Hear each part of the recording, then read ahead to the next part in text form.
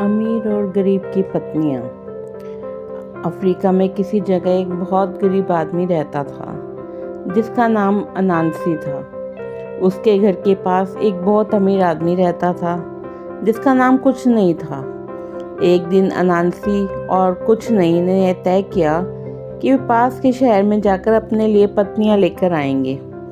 कुछ नहीं तो बहुत पैसे वाला था, इसलिए उसने यात्रा पर जाने से पहले मलमल का शानदार कुर्ता पहना।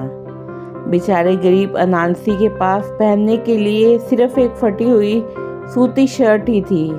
बीच रास्ते में अनांसी ने कुछ नहीं से उसका कुर्ता मांगा और कहा कि वह शहर पहुंचने से पहले उसे वापस कर देगा।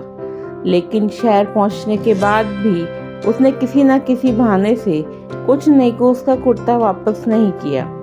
अनांसी से दोस्ती के नाते कुछ नहीं ने अपना कुर्ता मांगना बंद कर दिया और वह अनांसी की फटी शर्ट पहने रहा।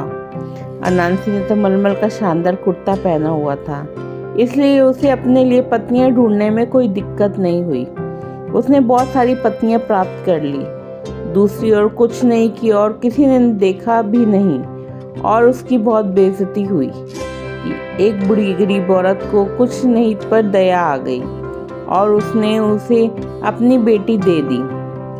अनांसी की पत्नियों ने कुछ नहीं की पत्नी का बहुत मजाक उड़ाया क्योंकि उन्हें कुछ नहीं बहुत गरीब जान पड़ रहा था।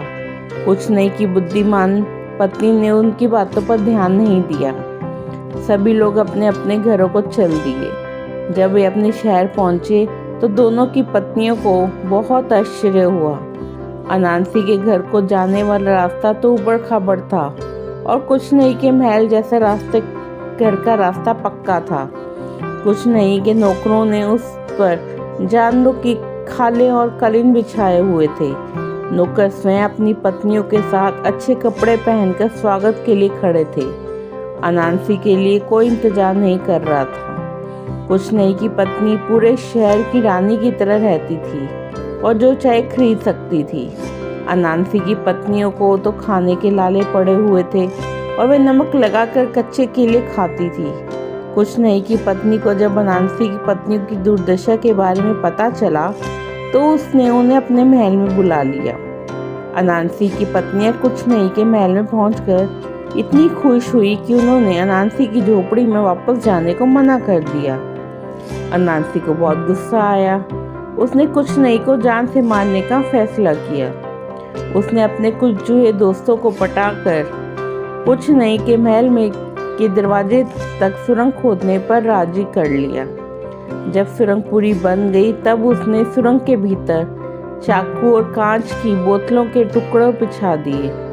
फिर उसने कुछ नहीं के महल के दरवाजे के सामने बहुत सारा साबुन मल दिया जिससे रास्ता फिसलन भरा हो गया। रात को जब उसे लगा कि कुछ नहीं आराम से सो गया है तब उसने कुछ नहीं को बाहर आकर कुछ बात करने के लिए एक आवाज़ लगाई। कुछ नहीं की पत्नी ने उसे इतनी रात को बाहर जाने के लिए मना कर दिया। अनांसी ने बार बार कुछ नहीं को पुकारा लेकिन उसकी पत्नी उसे बाहर जाने से रोकती रही। लेकिन कुछ नहीं ने अंत उसकी बात को अनसुना कर दिया और अनांसी से बात करने के लिए बाहर आ गया। दहलीज पर पैर रखते ही फिसल गया और सीधे सुरंग में जा गिरा और घायल होकर मर गया। कुछ नहीं की पत्नी को अपने पति के मरने का बहुत शौक हुआ। उसने बहुत सारे साबूदाने की लपसी बनाई और शहर भर के बच्चों को बांटी ताकि वे उसके पति के लिए रोएं। इसीलिए आज भी हम जब कभी बच्चों को रोते देखते हैं तो रोने का कारण पूछने पर वह जवाब मिलता है कि वे कुछ नहीं के लिए रो रहे हैं। आपको ये कहानी पसंद आए तो चैनल को लाइक एंड सब्सक्राइब जरूर करें।